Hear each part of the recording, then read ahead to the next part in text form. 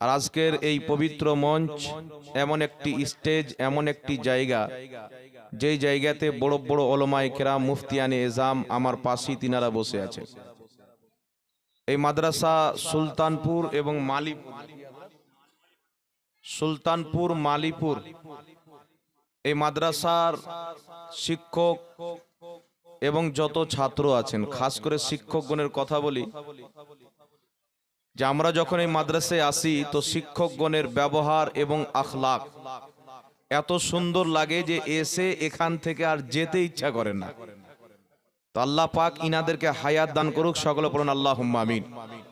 পশ্চিমবঙ্গের মাটিতে বড় বড় মাদ্রাসা প্রতিষ্ঠিত হয়েছেন, চলছে, ইনশাআল্লাহ কিয়ামত পর্যন্ত চলবে, আল্লাহ পাক চালাক। তবে সুলতানপুর, খাস করে মুর্শিদাবাদ জেলার এমন একটি এই সুলতানপুর মালিপুরের মাদ্রাসা সারা ভারতবর্ষের সবচাইতে বড় ইউনিভার্সিটি উত্তরপ্রদেশ, আপনার আজমগড় উত্তরপ্রদেশের মাটিতে আল জামিয়াতুল আশরাফিয়া মুবারকপুরে রয়েছেন। এই মাদ্রাসায় পড়নে ওয়ালাদেরকে মিসবাহি বলা হয়। বহুত বড় ইউনিভার্সিটি, হুজুর হাফিজে মিল্লাত রহমাতুল্লাহ আলাইহির প্রতিষ্ঠিত করা একটি আজিম মাদ্রাসা। আজ পর্যন্ত হুজুর হাফিজে মিল্লাতের ফয়জান জারি আছে। এই মাদ্রাসায় পড়নেওয়ালা একাধিক তালিবে ইলম ওই মাদ্রাসাতে গিয়ে পরীক্ষা দিয়ে চান্স পায়। এটা একটা খুশির ব্যাপার, আনন্দের ব্যাপার। এই ধরনের মাদ্রাসাগুলি ইলমের যে একটা বাগডোর আছে, সেই বাগডোরকে টিকিয়ে রেখেছেন, ধরে রেখেছেন। মাদ্রাসা অনেক আছে, অনেক মাদ্রাসার তালিবে ইলম বড় বড় মাদ্রাসায় চান্স পায়, কিন্তু এইগুলো মাদ্রাসায় পড়নেওয়ালা তালিবে ইলম সবচাইতে বেশি ওই বড় বড় ইউনিভার্সিটিতে গিয়ে চান্স পায়। কারণ এটা হচ্ছে এখানকার আসাতাজা, এখানকার শিক্ষকদের মেহনত এবং পরিশ্রম। সুবহানাল্লাহ। আল্লাহ পাক এই মাদ্রাসাকে কিয়ামত পর্যন্ত হায়াত দান করুক, এখানকার কমিটিকে, এখানকার গ্রামবাসী সকলকে আল্লাহ পাক খুশ রাখুক, আবাদ রাখুক, তাদের রুজি রোজগারে বরকত দান করুক এবং এখানকার শিক্ষকদের ইলমে রিজকে হালালে আল্লাহ পাক বয়সে বেপানা বরকত দান করুক, সকলে পড়ুন আল্লাহুম্মা আমিন। বিরাদর ইসলাম, আজকের এই মাদ্রাসার জশ্নে দস্তারবন্দি, হিফজ, কিরাত, আলিমিয়াত এবং ফজিলত, সব রকমের পাগড়ি আপনারা নিজের মাথার চোখে দেখলেন। এবং এই মাদ্রাসার শিক্ষকগণ কত ধ্যান দিয়েছেন যে তালিবে ইলমদেরকে কে কত পার্সেন্ট মাদ্রাসায় হাজির থেকেছেন, এর প্রতি একটি করে কিতাব তাদেরকে উপহার দেওয়া হয়েছে। কে কত পার্সেন্ট, 100%-এর মধ্যে মাদ্রাসায় উপস্থিত থেকে যে কোনটা বাচ্চা, এই খবর পর্যন্ত শিক্ষকরা রাখে। সুবহানাল্লাহ। তো বিরাদর ইসলাম, আজকে এমন একটি রাতে আমরা আপনারা সকলে জেগে বসে আছেন। এই রাত্রি হচ্ছে লাইলাতুন নিসফে মিন শাবান, শাবান মাসের মধ্যম রজনীর রাত, যাকে আমরা শাবে বারাত বলে জানি।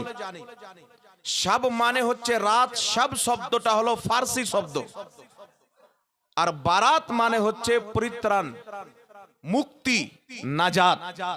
শাবে বারাত অর্থাৎ নাজাতের রাত, জোরে বলতে হবে সুবহানাল্লাহ। এই রাত্রিকে শাবে বারাত কে বলেছেন?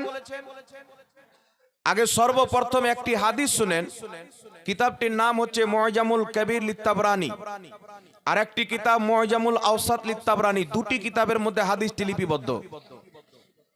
ইমাম হাইসামি রাহমাতুল্লাহ আলাইহি মাজমা জাওয়াইদের মধ্যে হাদিসটিকে উল্লেখ করে নিজেই হাদিসটিকে সহিহ বলেছেন।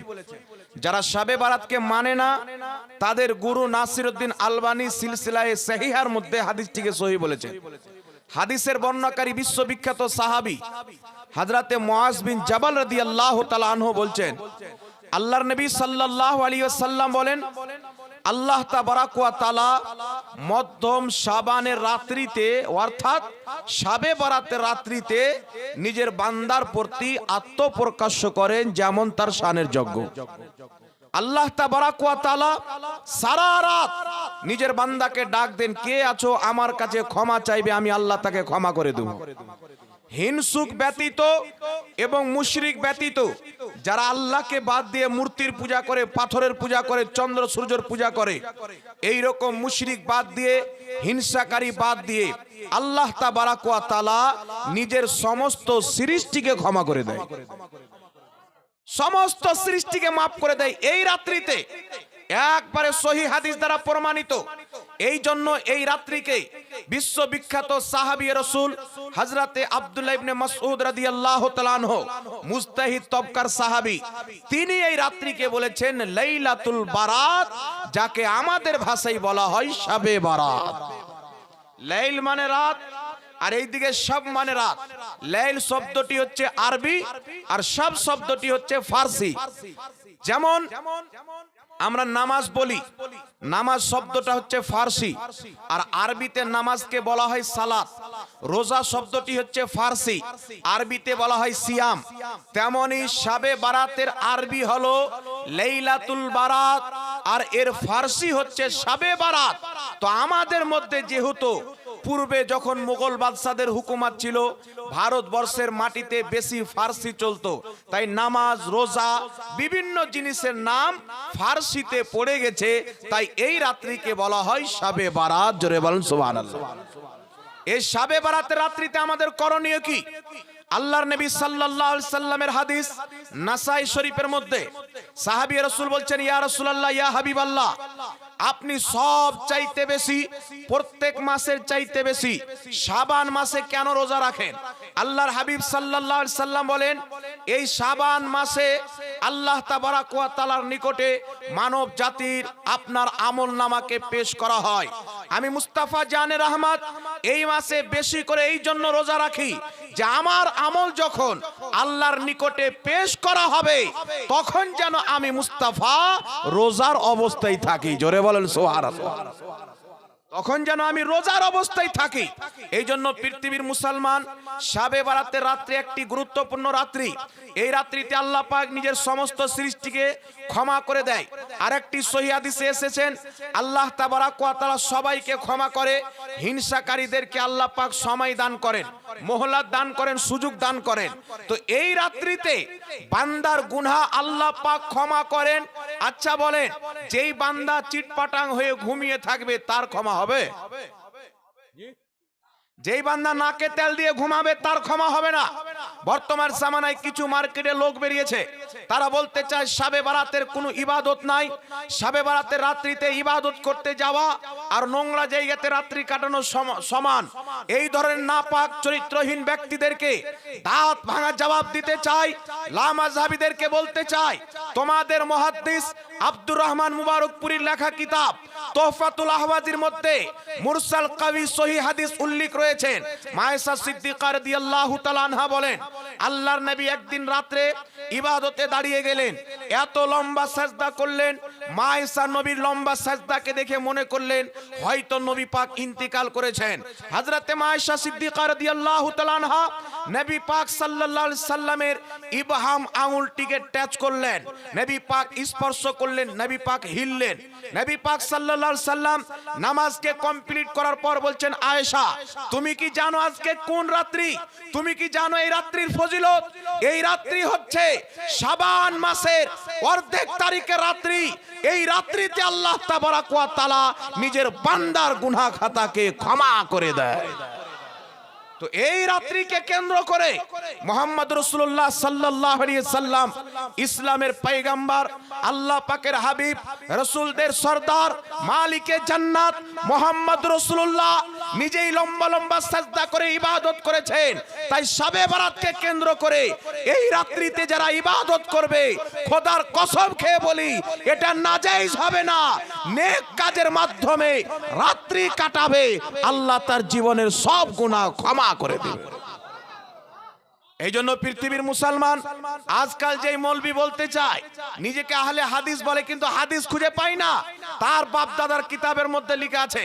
আমি আপনাদের সম্মুখে বলতে চাই, লামাযহাবীদের সবচাইতে বড় মুহাদ্দিস, সবচাইতে বড় ইমাম ইবনে তাইমিয়া নিজের কিতাব ইকতিদাউল সিরাতাল মুস্তাকিমের 23 খণ্ডের মধ্যে লিখতেছেন, তাকে জিজ্ঞাসা করা হলো শাবে বারাতের রাত্রি শাবে বারাতে রোজা রাখার কোনো বিধান আছে কিনা, আপনার ইবাদতের কোনো বিধান আছে কিনা, নামাজ আছে কি নাই, সে উত্তরের জবাবে বলতেছে ইবনে তাইমিয়া, এই শাবে বারাতের রাত্রিতে অর্ধেক শাবান রাত্রিতে ইবাদত যারা একা একই করে এবং যারা জামাত সহ সবাই মিলে মসজিদে গিয়ে ইবাদত করে, ইবনে তাইমিয়া বলছেন এটা হলো উত্তম কাজ, গুনহার কিছু নাই। জোরে বল সুবহানাল্লাহ।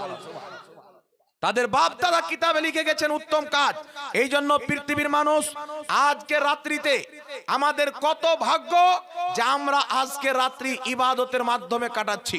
জালসা শোনাও ইবাদত। কোন ব্যক্তি যদি রাত্রি মসজিদে গিয়ে ইবাদত করে নফলি ইবাদত, আর কোন ব্যক্তি যদি মাত্র 10 মিনিট বা আধ ঘন্টা 1 ঘন্টা ইলমে দিন অর্জন করে আলিমের মজলিসে বসে, তার সারা রাত্রি নফলি ইবাদত করার চাইতে 1 ঘন্টা ইলমে দিন হাসিল করা ভারী হবে। লেখে বলিয়ে না সুবহানাল্লাহ। তো এখানে যিনারা উপস্থিত আছেন আজকে ভালো কাজের মাধ্যমে আমাদের রাত্রি কাটছেন, কোরআন হাদিসের বক্তব্য শুনছেন, আলিম ওলামা হক্কানি আলিম ওলামা স্টেজে বসে আছেন, আমি ইনাদের সামনে হচ্ছে পুকুর আর ইনারা হচ্ছে সমুদ্র। তো ইনারাই মাসনাদ আমাকে বসিয়েছেন, আমি শুকরিয়া আদায় করি। আপনাকে বলতে চাই শাবে বারাতের রাত্রিতে ইবাদত করবেন, সালাফ থেকে প্রমাণিত, স্বয়ং রাসূলের পাক থেকে প্রমাণিত। একটি হাদিস আপনাকে বলতে চাই, কিতাবটির নাম হচ্ছে মিশকাতুল মাসাবি। উক্ত কিতাবের মধ্যে সাহিবে মিশকাত একটি পরিচ্ছেদ কায়েম করেছেন, বাবু ফাদাইলে নিসফে শাবান। এই পরিচ্ছেদটি উনি কায়েম করেছেন শাবান মাসের অর্ধেক তারিখের ফজিলতের পরিচ্ছেদ। জোরে বলতে হবে সুবহানাল্লাহ। মুহাদ্দিসিনে কেরাম নিজের কিতাবের মধ্যে শাবে বারাতের ফজিলতের চ্যাপ্টার কায়েম করছেন। আজকে কিছু দাঁত ভাঙা মৌলবি বলতে চাই, পথভ্রষ্ট মৌলবি বলতে চাই, দাড়ি টুপিওয়ালা শয়তান বলতে চাই শাবে বারাত বলতে কোনো জিনিস নাই। আমি আপনাকে বলতে চাই পৃথিবীর মুসলমান আজকে কিতাব খুলেন, ইমাম বদরুদ্দিন আইনি বুখারী শরীফের সারা উমদাতুল কারির মধ্যে আজকের রাতকে লাইলাতুল বারাত অর্থাৎ শাবে বারাত বলে আখ্যায়িত করেছেন। হযরতে আব্দুল্লাহ ইবনে মাসউদ আজকে রাত্রিকে লাইলাতুল বারাত অর্থাৎ শাবে বারাত বলেছেন। বিশ্ববিখ্যাত ইমাম, 2.5 লক্ষ হাদিসের হাফিজ, মক্কা মদিনার ইমাম, মুহাদ্দিস এবং ফকিহ ইমাম মুল্লা আলী কারি রাহমাতুল্লাহ আলাইহি মিশকাতুল মাসাবির শারা মিরকাতুল মাফাতির মধ্যে আজকের রাতকে লাইলাতুল বারাত বলেছেন। লা মাযহাবি আহলে হাদিসদের ইমাম আব্দুর রহমান মুবারকপুরি নিজের কিতাব তোহফাতুল আহওয়াজির মধ্যে বলছে আজকে রাত্রিকে শাবে বারাত বলেছে, লাইলাতুল বারাত বলেছে। আর লা মাযহাবিদের ইমাম আব্দুর রহমান মুবারকপুরি বলছেন যে শাবে বারাতের ফজিলত, লাইলাতুল বারাতের ফজিলত অসংখ্য সহিহ হাদিস দ্বারা প্রমাণিত। জোরে বল সুবহানাল্লাহ। सच तो वो है कि जिसके सच होने की गवाही दुश्मन भी दे। সত্য তো সেটা যার সত্য হওয়ার পরই সাক্ষী দুশ্মন পর্যন্ত দিবে।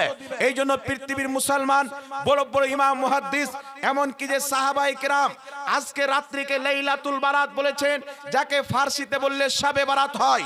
তাই যদি কোনো মানুষ বলে, তাই যদি কোনো বক্তা বলে, কোনো মৌলবি বলে শাবে বারাত বলতে ইসলামে কোনো জিনিস নাই, আল্লাহর কসম খেয়ে বলি ওই মৌলবি এখন পর্যন্ত জাহিল হয়ে আছে। ওই মৌলবি যদি হক কোরআন এবং হাদিসকে জানতে চায় তাকে আজ এই সুলতানপুর মালিপুরের মতো মাদ্রাসায় ভর্তি হবে, তাহলে শাবে বারাতও পাবে, শাবে বারাতের হালুয়া রুটিও পেয়ে যাবে। বর্তমান জামানায় কিছু লোক বলতে হালুয়া রুটিকে নিয়ে এনার্জি, ওদের বাপ দাদা পায়খানা খাওয়া পর্যন্ত জায়েজ লিখেছে, কোনো আপত্তি নাই। আর মুসলমান নবীর মোহাব্বতে আল্লাহর হাবিবের পছন্দের খাবার হালুয়া যদি খেয়ে নেয় তো পেটে ব্যথা হয়ে যায়।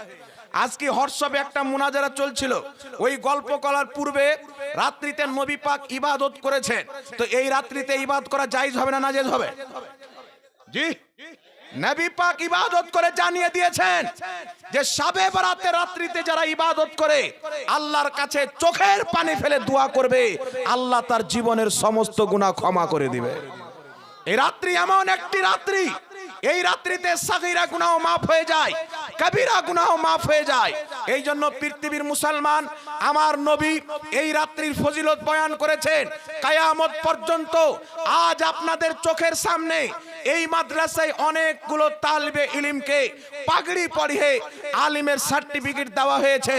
আমরা যতদিন পর্যন্ত বেঁচে আছি যেই শবে বরাতের ফজিলত মুহাম্মদ রাসূলুল্লাহ বয়ান করেছেন, পৃথিবীর কোন মৌলবী এই রাতকে মিটাতে পারবে না।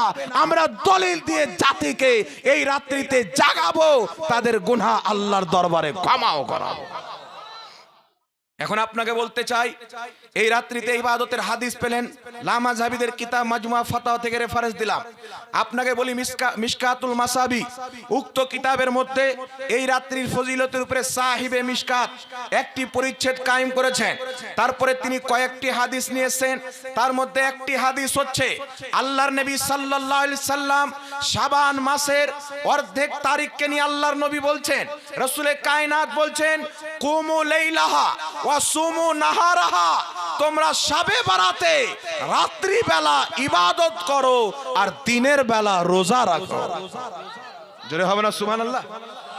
আল্লাহর নবী বলছেন রাত্রে ইবাদত করো, দিনের বেলা রোজা রাখো। কিন্তু বর্তমান জামানাতে আলিম নামের কিছু জালিম বেরিয়েছে। শয়তান এখন মার্কেটে বসে আরাম করছে, সিংহাসনে বসে। তার কাজ এখন কিছু নামধারী মৌলবি করছে, আমেরিকার ফান্ডিং, ইহুদির ফান্ডিং নিয়ে মুসলমানদের আকীদাও নষ্ট করছে, আমলকেও নষ্ট করছে। পৃথিবীর মুসলমান, আল্লাহর নবী বলে দিয়েছেন শবে বরাতে রাত্রে তোমরা ইবাদত করো, দিনের বেলা রোজা রাখো। যারা নবীর শরীয়তকে মানে তাদের জন্য শবে বরাতের রাত্রে ইবাদত করাও যায়, দিনের বেলা রোজা রাখাও যায়। যারা আমেরিকার শরীয়ত মানে তাদের জন্য বিদআত। আমরা কার শরীয়তকে মানে একটু জোরে বলেন? আমরা নবীর শরীয়ত মানি না আমেরিকার দেওয়া শরীয়ত মানি? নবীর ইসলাম মানি না ইহুদিদের দেওয়া ইসলাম মানি? ইহুদির ইসলাম ওয়াহাবিকে মুবারক, মুহাম্মদ রাসূলুল্লাহর ইসলাম সুন্নিদেরকে মুবারক। একজন এক্ষুনি হোয়াটসঅ্যাপের মাধ্যমে একটা বাহাস চলতেছিল, আমাকে বলছেন একটা বক্তব্য পাঠিয়ে একজন মৌলবি বলেছে শবে বরাতকে কেন্দ্র করে যদি কোনো ব্যক্তি একটা রোজা রাখে তার জাহান্নামী হওয়ার জন্য ওই রোজাটাই যথেষ্ট। এখন আপনাকে বলতে চাই, সোশ্যাল মিডিয়ার মাধ্যমে এলান করছি, শুনেন।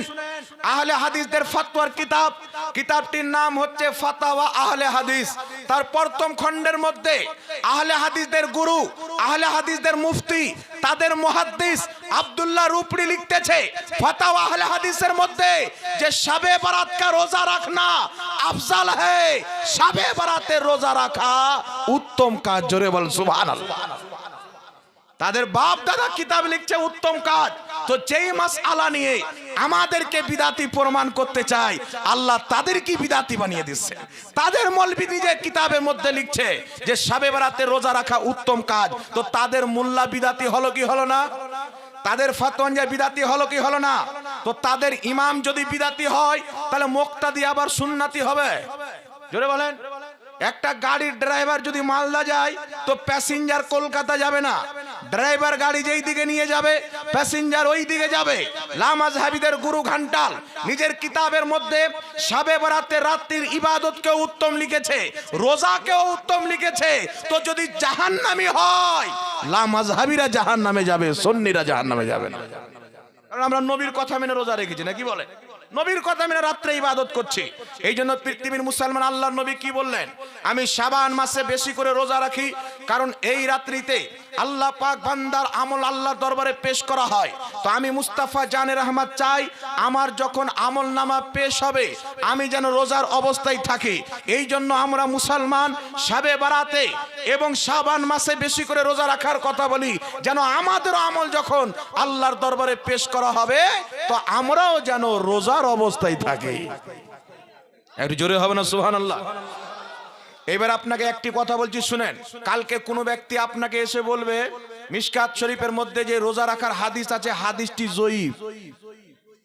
কালকে কেউ আপনাকে বলবে হাদিসটি জয়ীফ, একটু লক্ষ্য করে শুনেন। তো জয়ীফ হাদিস মানে হাদিস নয় এমন কথা নয়। কিছু লোক মানুষকে একটা ব্রেন দিতে চায়, একটা ভুল ধারণা মানুষের ব্রেনে ফিট করতে চায়। হাদিস জয়ীফ বলে দিল মানে হাদিস নাই, ওর প্রতি আমল করা জায়েজ নাই, এরকম কিছু লোক ধারণা তৈরি করে না। কিন্তু আমার দিকে লক্ষ্য করেন, এ পৃথিবীর মানুষ, হাদিস সহিহ হয়, হাদিস হাসান হয়, হাদিস জয়ীফ হয়, আর যেটাকে জাল হাদিস বলে ওটা হাদিসই নয়। যেটাকে জাল হাদিস বলে ওটা হাদিস নয়, ওকে আরবিতে বলা হয় মাউযু। আর মাউযু হাদিস এটা হাদিস নয়।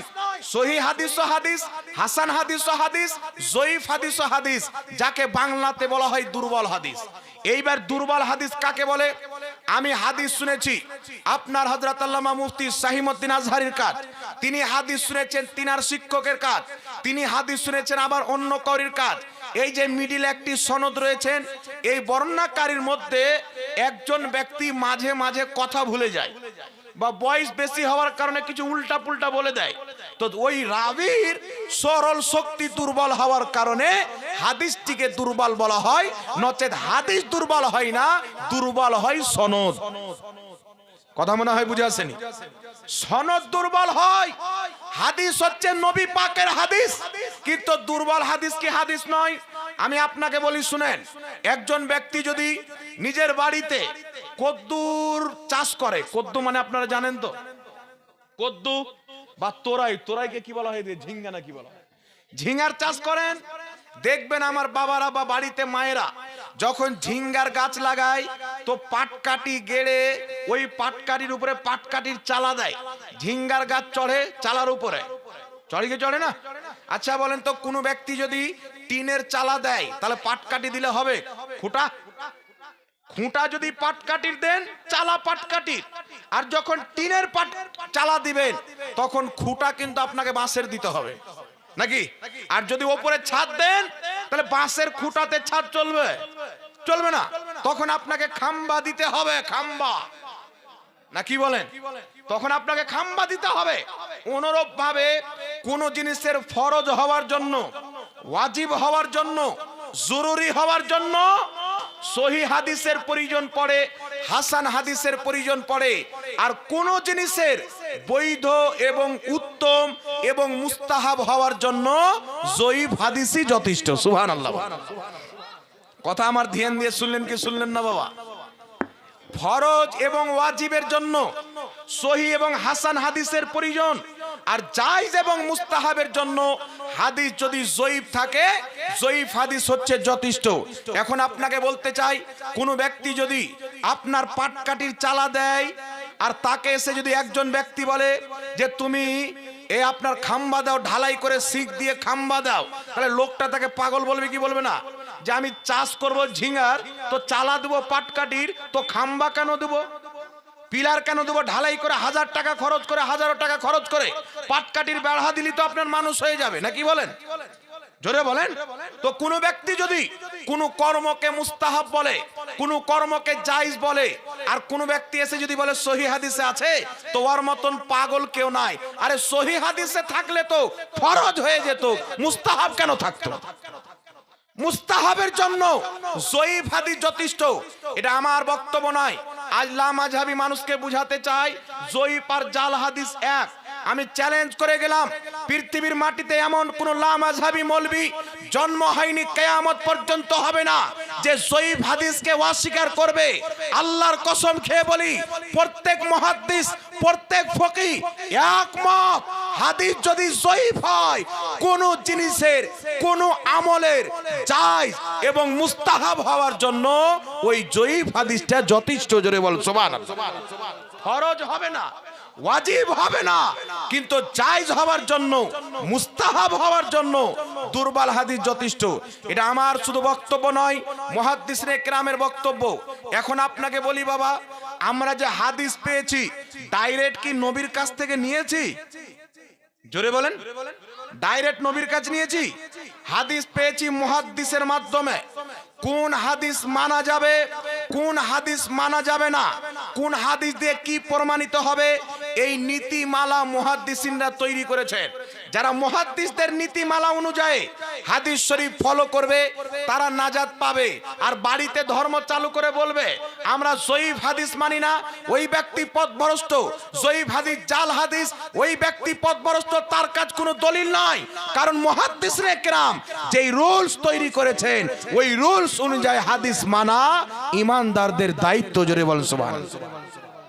এখন আপনাকে বলতে চাই শুনেন, কিতাবটির নাম হচ্ছে আল আজকার, লেখকের নাম হচ্ছে ইমাম নববী রাহমাতুল্লাহ আলাইহি, বিশ্ববিখ্যাত মুহাদ্দিস ইমাম নববী রাহমাতুল্লাহ আলাইহি আল আজকার কিতাবের মধ্যে লিখতেছেন, হাদিসের সনদ যদি দুর্বল হয়, হাদিস যদি জয়ীফ হয়, ইমাম নববী বলছেন প্রত্যেক মুহাদ্দিস একমত, প্রত্যেক ফকিহ একমত, প্রত্যেক আলিম একমত, হাদিস যদি জয়ীফ হয় সেই হাদিসের উপরে আমল করা জায়েজ এবং মুস্তাহাব। জোরে বল সুবহানাল্লাহ।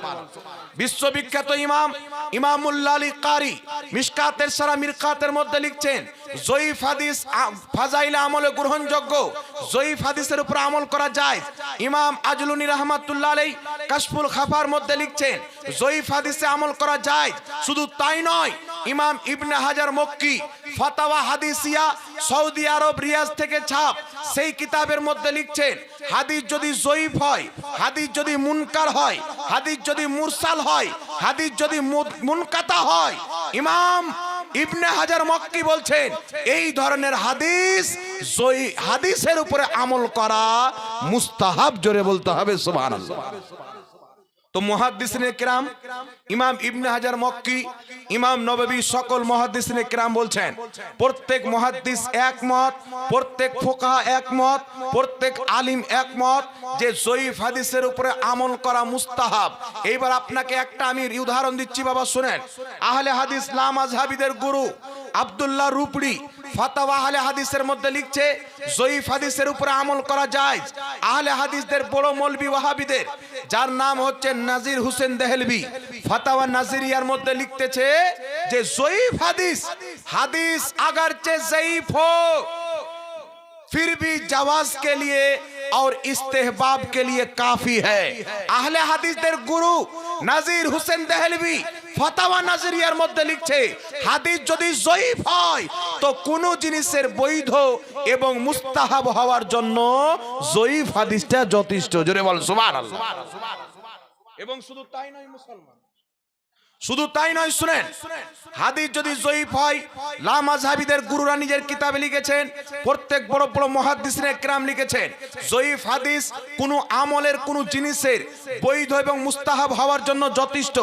এখন আপনাকে বলতে চাই, শুধু জয়ীফ হাদিস জয়ীফ হয়ে থাকে না, কোন কোন সমাতে দুর্বল হাদিস হাসান হয়ে যায়, কোন কোন সমাতে দুর্বল হাদিস হাসান হয়ে যায়। আপনারা শুনছেন না? ছেড়ে দেবো বাবা, এই শুনছেন? একটু লক্ষ্য করে শুনেন। কালকে আপনাকে কেউ এসে বলবে হাদিসটি জয়ীফ, ওকে উত্তর দিতে হবে। এমন উত্তর আপনাকে শিখিয়ে দিব, সৌদির ঘুমটাওয়ালা শেখ যদি চলে আসে তাকে পর্যন্ত মুনাজারাতে হারিয়ে দিবে, এমন শিখিয়ে দেব। জয়ীফ হাদিসে আমল করা মুস্তাহাব, জায়েজ, সওয়াবের কাজ, প্রত্যেক মুহাদ্দিস, ফকিহ, ইমাম একমত। আর জয়ীফ হাদিস কোন কোন সমাতে হাসান হয়ে যায়, মজবুত হয়ে যায়। কি করে মজবুত হয় শুনেন, একটা জয়ীফ হাদিস যদি একাধিক সনদে বর্ণিত হয়, একাধিক সনদে, একটা জয়ীফ হাদিস এই দিকে একটা সনদে আসলো, এই দিকে একটা সনদে আসলো, এই দিকে একটা সনদে আসলো, জয়ীফ হাদিস যদি একাধিক সনদে বর্ণিত হয় তাহলে হাদিসটা আর দুর্বল থাকে না, হাসান শক্তিশালী হয়ে যায়। যেমন আপনাকে বলি বাবা, একটা বাঁশের পিলার দিলেন, ওই বাঁশের পিলার একটা হলো, তারপরে আর একটা যদি বাঁশের পিলার দিয়ে দেন, দুটো বাঁশের পিলার হয়ে যায়, শক্তি বাড়বে না কমবে? এই জোরে বলেন, বাড়বে না কমবে? আর একটা যদি বাঁশ দিয়ে দেন, তিনটা হয়ে যায়, শক্তি বাড়বে না কমবে? অনুরূপ ভাবে জয়ীফ হাদিস যদি একাধিক সনদে বর্ণিত হয়, হাদিসটা আর জয়ীফ থাকে না, হাদিসটা হাসান হয়ে যায়। সুবহানাল্লাহ। এই বক্তব্যটি ইমাম ইবনে হাজার আসকালানি দিয়েছেন। এই বক্তব্যটি ইমাম মুল্লা আলী কারি মিরকাতের মধ্যে উল্লেখ করেছেন। এই বক্তব্যটি আহলে হাদিসদের গুরু আব্দুর রহমান মুবারকপুরি তোহফাতুল আহওয়াজির মধ্যে উল্লেখ করেছেন। তাহলে বোঝা গেল যারা বলে জয়ীফ হাদিস জয়ীফ হাদিস, আরে করার পক্ষে জয়ীফ হলো আমাদের কাছে আছে, করা যাবে না তোমাদের কাছে কিছুই নাই, জাল হাদিসও নাই। এখন একটা আপনাকে এক্সাম্পল দিচ্ছি, উদাহরণ দিচ্ছি, শুনেন বাবা। একটা উদাহরণ আপনাদের সম্মুখে দিচ্ছি, একটু লক্ষ্য করে শুনেন, সেম জবাব আপনাকে দিতে হবে। উদাহরণটি হচ্ছে, নাম কি আপনার? নাম বলেন। আশরাউল হক নসরাতে বাড়ি, নাজিমউদ্দিন নাম। আশরাউল হক 2000 টাকা, আল্লাহ কবুল করুক, সকলে পড়েন আল্লাহুম্মা আমিন। একটা আপনাকে আমি জবাব শিখিয়ে দিচ্ছি। কোন ব্যক্তি যদি বলে হাদিসটা জয়ীফ, আপনি তো জানেন না জয়ীফ না সহিহ, তাহলে তাকে আপনি উত্তর কিভাবে দিবেন? একটু আমার দিকে লক্ষ্য করেন বাবা। আপনাদের গ্রামে ইমাম সাহেব আছেন, আছে না নাই? এই আপনাদের মসজিদে ইমাম আছে না নাই? জোরে বলেন। এই কি নাম ভাই? মনিরুল শেখ ভাই আমার 500 টাকা দান দিয়েছেন, আল্লাহ কবুল করুক। আপনাদের ইমাম সাহেবের একটা বাড়ি আছেন, বেতন আপনারা কম দিচ্ছেন, তো বাড়ি আছেন, বাড়ির উপরে টালি আছে, টালি। আকাশ থেকে বৃষ্টি হয়েছে, শীত পড়েছে, শীতের সাথে সাথে শিল পড়েছে পাথর, জায়গায় জায়গায় ফুটো হয়ে আপনার পানি পড়ে পড়ে ইমাম সাহেব ঘরে আছেন, বাপ মা ছেলে পেলে স্ত্রী আছে, হালকা হালকা ভিজছে। তো একটা লোক ইমাম সাহেবের বাড়ির সামনে দাঁড়িয়েছে, দাঁড়ার পরে মজা নিচ্ছে, ইমাম সাহেবের বাড়ি দেখো ভাঙ্গা ফুটা বাড়ি, গ্রামের ইমাম আর বাড়ি হচ্ছে ভাঙ্গা, মানে টিটকারি মারছে। আর যেই লোকটা টিটকারি মারছে, ওর না থাকার বাড়ি আছে, না ওর বাপ মার ঠিকানা আছে, ও যেখানে রাত ওখানে কাত। কথা বুঝতে পারছে? ও যেখানে রাত ওখানে কাত। ওই লোকটা টিটকারি মারছে, ইমাম সাহেবের বাড়ি দেখো। রাস্তা দিয়ে একজন আপনাদের গ্রামের মুরব্বী বাবা যাচ্ছেন, মন্ডল মানুষ। ওই লোকটা যে ন্যাংটা দাঁড়িয়ে আছে, তার পরনে শুধু গামছা আছে, বাকি কিছু নাই। গামছা আছে, তার গামছা নিচে একটা প্যান্ট থাকা উচিত, ওটাও নাই। বাড়ি ঘর বাপ মায়ের ঠিকানা, আধার কার্ড ভোটার কার্ডও নাই। একজন মুরব্বী বাবজি যাচ্ছে, এই বাবজির মতো লোক। ওই লোকটা বলছে, মন্ডল বাবজি, এই দেখো ইমাম সাহেবের বাড়ি দেখো, ভাঙা ফুটা বাড়ি, ইমাম সাহেবের বাড়ি। তো মন্ডল বাবজি বলছে, এই পাগলা, আমাদের ইমাম সাহেবের ভাঙা ফুটা হলেও তো একটা বাড়ি আছে, তোর তো তাও নাই, তুই তো রাস্তায় ন্যাংটা দাঁড়িয়ে আছিস। তো হাদিস যদি জয়ীফ হয়, করার পক্ষে আমাদের কাজ তো আছে, করা যাবে না। ওয়াহাবি ন্যাংটা দাঁড়িয়ে আছে, জাল হাদিসও না, আর জাল হাদিসও নাই, ন্যাংটা দাঁড়িয়ে আছে। কিয়ামতের সকাল পর্যন্ত কোনো দলিল দিয়ে প্রমাণ করতে পারবে না। এই জন্য পৃথিবীর মানুষ তাকে এই জবাবটা আপনি দিবেন যে করা যাবের পক্ষে দুর্বল হাদিস হলেও তো আছে, করা যাবে না একটা হাদিস দেখাও। আর সমস্ত মুহাদ্দিস একমত, ওয়াহাবিদের মুল্লারাও একমত যে দুর্বল হাদিসে আমল করা জায়েজ এবং মুস্তাহাব, আর তাদের কাছে জাল হাদিসও নাই।